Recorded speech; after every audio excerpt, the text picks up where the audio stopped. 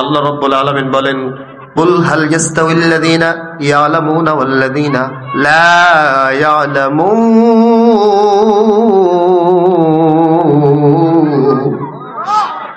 আল্লাহ রাব্বুল আলামিন বলে, ও পয়গম্বর জানিয়ে দাও, ওয়াল্লাযীনা লা ইয়ালামুন, যারা জানে আর তারা যারা জানে না, এ মুহাম্মদ তারা কোনদিন সমান হতে পারে না। ওয়াল্লাযীনা লা ইয়ালামুন ইন্নামা ইয়াতাযাক্কারু উলুল আলবাব। কুল হাল ইয়াস্তাউল লাযীনা ইয়ালামুনা ওয়াল্লাযীনা লা ইয়ালামুন। এর মুমিন আল্লাহর গোলাম আর যারা জানে তারা আলেম। আল্লাহু আকবার কোন? যারা জানে তারা জ্ঞানী, কথা বলেন ঠিক কিনা? যারা জ্ঞানী তারা হলো আলেম। দুনিয়ার মধ্যে ইঞ্জিনিয়ার, প্রফেসর, ডাক্তার কত কিছুই না আছে না নাই? যদি দ্বীনি জ্ঞান না থাকে, কোরআনের ভাষায় তারা মূর্খ। এই মূর্খ হওয়া যাবে না। মূর্খরা কোনদিন জ্ঞানীদের সমকক্ষ হতে পারে না। এর মুমিন আল্লাহর গোলাম যারা জানে তারা আলেম। ওরে আমার ভাই, আমি এই আলোচনাটা এখানে এসে নিয়েছি। আমার ইচ্ছা ছিল পিতামাতার সম্মান, পিতামাতার খেদমত সম্পর্কে আলোচনা করব। এখানে এসে যখন দেখলাম ছোট্ট ছোট্ট শিশু বাচ্চারা কোরআনের তর্জমা করতেছে, হাদিসের তর্জমা করতেছে, শিশু বাচ্চারা যারা নামাজ পড়াইতেছে, তখন আমার মন চাইলো এই বাচ্চারা যেহেতু এত সুন্দর, শিশু বাচ্চারা এত কিছু জানলো, 1 বছরের মাদ্রাসা, মা বাবাকে উৎসাহ দেওয়ার জন্য যদিও হয় কোরআনের কথাই বলবো। এই কথাগুলো বলে আমার মা বোনদেরকে উৎসাহ দিব, কারণ আমার কোনো বানানো কথা না, সব আমার আল্লাহর কথা। বিধর্মীরা যদি তাদের নাস্তিক্যবাদী কিন্ডারগার্টেন, কেজি স্কুলে নেওয়ার জন্য এত বাহানা দিতে পারে, বলুন তো ওরা সব বাহানা দেয় মিথ্যা, অথচ কোরআন দিয়া আমরা কোরআনের দিকে ডাকবো এরা সত্য। আমরা কৌশল না মানার কারণে আমাদের আদরের সন্তানটা বিধর্মীদের কিন্ডারগার্টেনে ভর্তি হয়ে যায়, কথা বলেন ঠিক কিনা? এই জন্য মনে মনে চিন্তা করলাম, এলেম শিক্ষার কত দাম। আরে কণ্ঠ দিয়া বলুন আল্লাহু আকবার। এলেম শিক্ষার কত দাম, কত দাম। ও যুবক, অন্তরে কান দিয়া শুনবারে বাবা, আল্লাহ বলেন যারা জানে আর যারা জানে না তারা কোনোদিন সমান হতে পারে না। ও পয়গম্বর, তবে হ্যাঁ যারা জানে তারা আলেম, যারা জানে না তারা মূর্খ। ইন্নামা ইয়াতাযাক্কারু উলুল আলবাব। নিশ্চয়ই যারা জানে তারা কিন্তু আলেম, তারা কিন্তু মূর্খ না, আর যারা জানে না তারা মূর্খ। তাহলে বুঝতে পারেন হুজুর, আমি তো সব জানি, আমাকে তো এত বড় ডিগ্রি অর্জন করেছি, বাংলাদেশের পড়া শেষ করে দূরে যাওয়া লাগবে না রে ভাই। ও পর্দার অন্তরালের মাগো, কোরআনের ব্যাখ্যা করে আয়াতের অনুবাদ সাথে সাথে আমি বাস্তব একটা ব্যাখ্যা করতেছি। দূরে যাওয়া লাগবে না, কুমিল্লা এখান থেকে বেশি দূর না। এই কুমিল্লার একটা ঘটনা, কুমিল্লা আহারে সেখানে একটা বড় অফিসার, যেই অফিসারের বাবার লাশের সামনে দাঁড়াইয়া ইমাম সাহেব যখন তাকবীর দেয়, এত বড় অফিসার 1 তাকবীর 2 তাকবীর, 3য় তাকবীরের সময় হাউ হাউ করে কান্না করতেছে। সবাই অবাক হয়ে গেল, কেন কান্না করে? সালাম ফিরাবার পর ইমাম সাহেব আর কিছু না কইরা উপস্থিত সবাইকে ডাইকা বলতেছে, একটু অপেক্ষা করুন, আমি আগে জানি আমাদের অফিসার স্যারের কোনো সমস্যা হয়েছে কিনা, স্যার বুকে ব্যথা করে কিনা, আপনার কোনো সমস্যা হয়েছে কিনা। ইমাম সাহেবের বুকের মধ্যে জড়ায় বলে, হুজুর আল্লাহর কসম, আমার শরীরে কোন রকম সমস্যা নাই, আমার ট্রিটমেন্টের দরকার নাই, আবার একটা জিনিসের বড় বাবা, আমার আব্বু আবার বাংলাদেশের পড়া শেষ করায়া হুজুর লক্ষ লক্ষ টাকা খরচ করছে আমাকে পিএইচডি ডিগ্রি অর্জন করাইয়া। এত বড় অফিসার হওয়ার পর আমার কাছে বড় অসহায় মনে হইতেছে। মনে হয় যেন আমি একটা ছোট্ট শিশুর চাইতেও বড় অধম, বড় মূর্খ, বড় অসহায়। কারণ শিশু বাচ্চারাও দেখি জানাজা নামাজ পড়াইতে পারে। অনেক সময় দেখছি মাদ্রাসার ছোট্ট ছোট্ট ওই নাবালেগ শিশুরা, আজকে প্রমাণ এই জায়গায় এত ছোট বাচ্চারা জানাজা নামাজ পড়াইছে। আপনারা বলুন খুশি না বাজার? খুশি না বাজান? ওই লোকটা বলতেছে হুজুর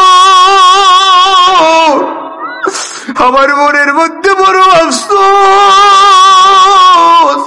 লক্ষ কোটি টাকা খরচ করাইছে, আমার আব্বুরে দোয়া কেমনে করতে হয় আমি জানি না, কেমনে নামাজে দাঁড়াইতে হয় জানি না, কেমনে বুকে হাত বাঁধতে হয় কিনা জানি না, কেমনে কি করতে হয় হুজুর আমার কিছুই আমার আব্বু শিখায় নাই। আমি মডারেটর জিন্দেগি যাপন করছি, আমি বিধর্মীদের সাথে ওঠা বসা করতে করতে আমি কিছুই শিখতে পারি নাই, আমার বড় আফসোস। ও হুজুর আমার আব্বুর কবরে মৃত্যুর পরে আমার আব্বুর লাশের সামনে দাঁড়াইয়া আমি জানাজায় কোন দোয়া পড়তে হয় আমি জানি না। হুজুর এই আফসোসের কারণে আমি বুকটা ফাইটে আমার কান্না আসছে। আমার আব্বা এত ভালো মানুষ, কিন্তু আমার আব্বারে আমি চক্ষুওয়ালা বলবো না, একমাত্র কারণ আব্বুর দুনিয়ার সব চক্ষু খোলা ছিল, কিন্তু আখেরাতের চক্ষুটা ছিল বন্ধ। অতএব হুজুর আমার আফসোস, আমি এই আফসোস করতেছি। আমার এটাও বলি হুজুর আমার বাবা যেই ভুল করছে, আমি যত বড় অফিসার হই না কেন আমি ওই ভুল করতাম না। আমার সন্তান আল্লাহ দিছে, আমি আমার সন্তানদেরকে আগে হাফেজ বানাইব। হুজুর দোয়া করবেন, আমার আব্বা যেই ভুল করছে আমার মূর্খ বানাইছে, আমার আব্বার ভুল আমি করব না, আমার সন্তানদেরকে আগে আমি আলেম বানাইব। আল্লাহু আকবার কোন জিকির করি লা ইলাহা। এই দোস্ত ফাঁকা তো এটাই বসে বাজার নিতে বসে, এদিকে এসে বসে। লা ইলাহা ইল্লাল্লাহু মুহাম্মাদুর রাসূলুল্লাহ। ও ভাই ওয়াজ কিন্তু বেশি লাগে না, ঠিক না ভাই? অল্প কথাই কিন্তু, হ্যাঁ আরে ভাই বেশি আমল লাগে? আখলিস দীনাকা ইয়াকফিকাল আমালুল কলিল। ঈমানটা খাঁটি করো, আমলটা যতটুকু করবা ততটুকু সঠিক মতো করো।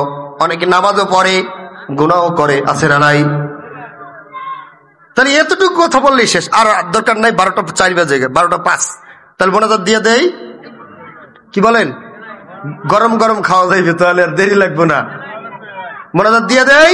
মোনাজাত দিব না আলোচনা চলবে? চলবে। কারা কারা একটু দেখান তো, হাত দেখান। কারা কারা? কতক্ষণ? সারা রাত? দেখি সারা রাতের পক্ষে কারা কারা, দেখা যাক সারা রাত কারা কারা, দুটো হাত দেখান। লিল্লাহি তাকবীর। সারা রাত আলোচনা, হাত নামান। এখন একটা ঘোষণা শুনেন, আমি সারা রাত আলোচনা করবো না, আপনারা থাকেন। আমি বরিশালের দিকে রওনা করলাম, আপনারা থাকেন সারা রাত, ফজরের পরে যাইয়েন, কারণ ফজর কাজা করলে গুনাহ হবে, কথা বলে ঠিক কিনা? তবে হ্যাঁ সারা রাতের নিয়ত করছেন, আমিও তো চলে যাব, আপনারাও ঘুমাইবেন, কারণ ঘুমটাও একটা ইবাদত। ঘুম কি ইবাদত। আল্লাহ সুবহানাহু ওয়া তাআলা বলেন ইয়া আইয়ুহাল্লাযীনা আমানু, আল্লাহ রাব্বুল আলামিন বলেন ইয়া আইয়ুহাল্লাযীনা আমানু ইযা নুদিয়া লিস-সালাতি মিন ইয়াউমিল জুমআহ ফাসআউ ইলা যিকরিল্লাহি ওয়া যারুল বাই'। এরে মুসলমান আল্লাহর গোলাম, শুধু জুমার আজান হওয়ার পর দুনিয়ার সব কাজকর্ম হারাম হয়ে যায়। অতএব বোঝা গেল তুমি কাজকর্ম হারাম হয়ে গেল, জুমার জন্য মসজিদে গেলা, মসজিদ থেকে আসবা তখন কি হবে? দুনিয়ার জমিনে ছিটাইয়া দাও, ঠিক কিনা কন? এরে মুসলমান আল্লাহর গোলাম, এই জন্য আপনি যা কিছু করবেন শ্বাসে নিঃশ্বাসে নেকি দান করেন কে? এই জমিনের মধ্যে আল্লাহ রাব্বুল আলামিন যত সময় রাখবে তত সময়টাই হবে আপনার ইবাদত।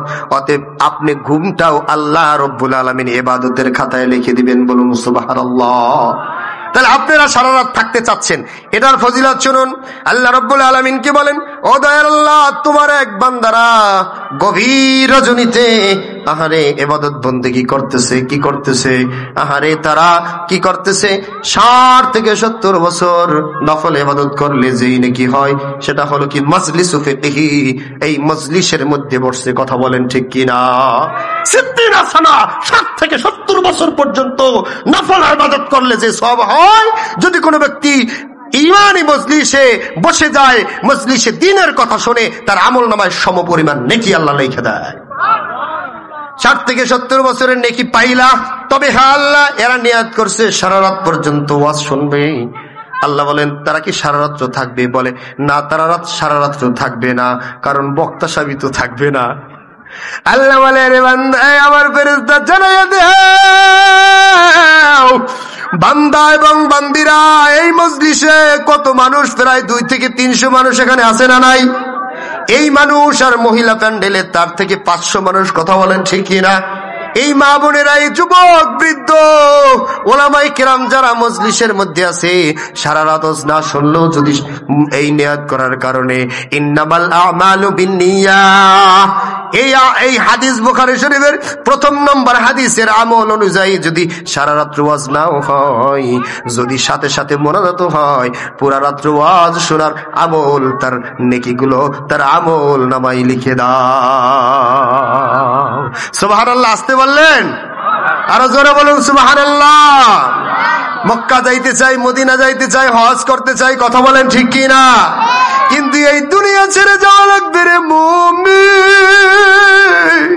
তবে আমার নেকি অর্জন করতে হলে 1 নম্বর শর্ত, আমার অন্তরের মধ্যে থাকতে হবে নিয়ত।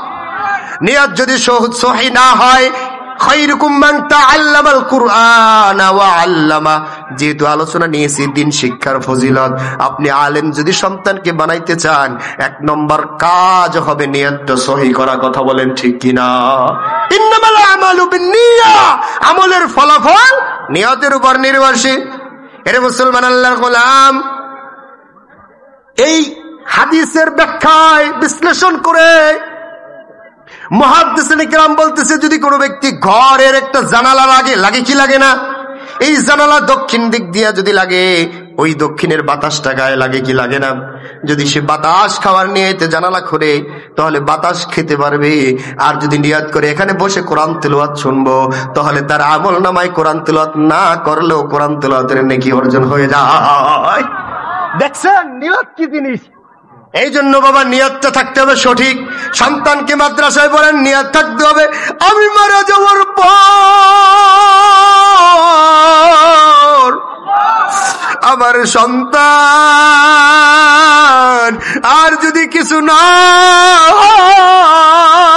হয়, 2 হাত তুলে বলবে রব্বিরহামহুমা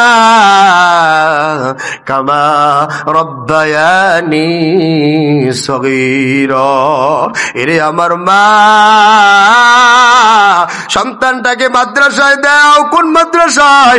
এখানেই যেহেতু মাদ্রাসা আছে, এই পোড়াবাড়িয়া উত্তরপাড়া আমেনা আব্বাস হাফিজিয়া মাদ্রাসার এই মাদ্রাসায় আমার সন্তানকে আমি দিব।